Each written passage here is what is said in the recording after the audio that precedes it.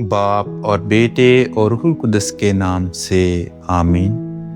حنا کی صوت اس کو تانا دیتی تھی کہ خداوند نے اس کا رحم بند کر رکھا ہے۔ ہمارے لیے آج کی تلاوت سموئیل نبی کی پہلی کتاب، اس کا پہلا باب اور اس کی پہلی آیت سے لے کر 8ویں آیت تک۔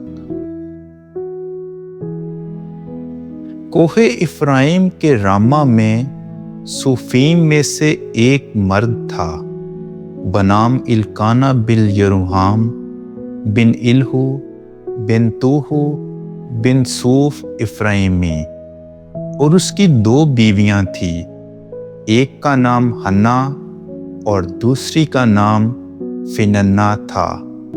اور فننا کی اولاد تھی مگر حنا کی اولاد نہ تھی۔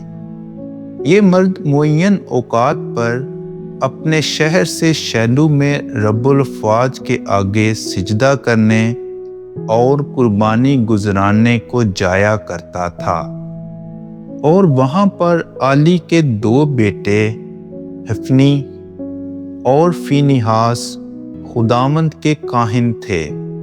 اور جب وقت آیا اور الکانہ قربانی گزرانتا تو وہ اپنی بیوی فننا اور اس کے سب بیٹوں اور بیٹیوں کو حصہ دیتا، لیکن حنا کو دگنا حصہ دیتا تھا کیونکہ حنا کو وہ پیار کرتا تھا۔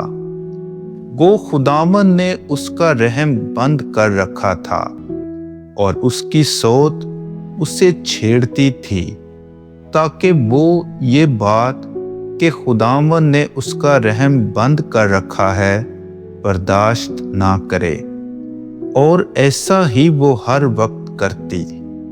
جب کہ الکانہ خداوند کے گھر کو جاتا وہ اسے چھیڑتی، اور حنا روتی اور کچھ نہ کھاتی تھی۔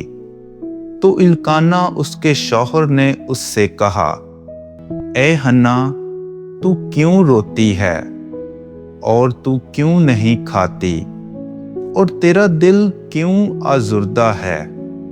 کیا میں تیرے لیے 10 بیٹوں سے بہتر نہیں؟